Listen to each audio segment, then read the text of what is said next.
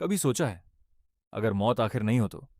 अगर मरना सिर्फ एक जगह से गायब होना हो और किसी दूसरी जगह पर बने रहना। लोग कहते हैं इंसान मर जाता है, लेकिन क्या सच में? या फिर सिर्फ उसकी एक रियलिटी खत्म होती है और दूसरी रियलिटी में वो अभी भी सांस ले रहा होता है?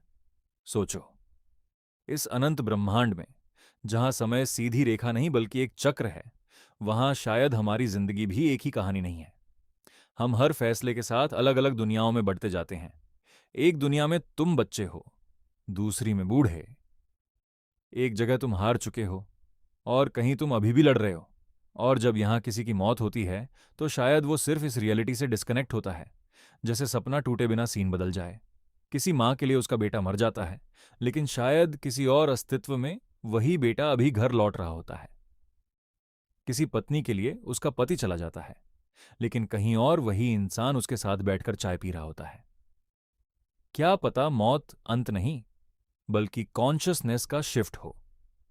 पुराने ग्रंथों में कहा गया है कि पूरा ब्रह्मांड ब्रह्मा के स्वप्न से बना है, और जब तक वो सो रहे हैं तब तक हम मौजूद हैं। हमारी खुशियां, हमारा दर्द, हमारा प्यार, हमारी नफरत, सब उनके स्वप्न का हिस्सा है। सोचो, अगर हम सच में किसी दिव्य चेतना का सपना है, तो हमारी पूरी दुनिया कितनी नाजुक है। हम जिन्हें साल कहते हैं, वो शायद ब्रह्मा के एक पल से भी छोटे हों। हमारी पूरी सभ्यता उनकी एक सांस जितनी हो। और जिस दिन ब्रह्मा जागेंगे, उस दिन क्या होगा? न आग बचेगी, न धरती, न आसमान, न यादें, न शरीर। सब कुछ ऐसे मिट जाएगा जैसे सुबह होते ही सपना मिट जाता है। लेकिन डरावनी बात यह नहीं है कि हम खत्म हो जाएंगे। डरावनी बात यह है कि शायद हम कभी अलग थे ही नहीं। हम सब एक ही चेतना के टुकड़े हैं, जो खुद को अलग अलग नामों और चेहरों में देख रही है। तुम, मैं, हर इंसान, हर जन्म, हर मौत, सब शायद उसी एक स्वप्न के किरदार हैं।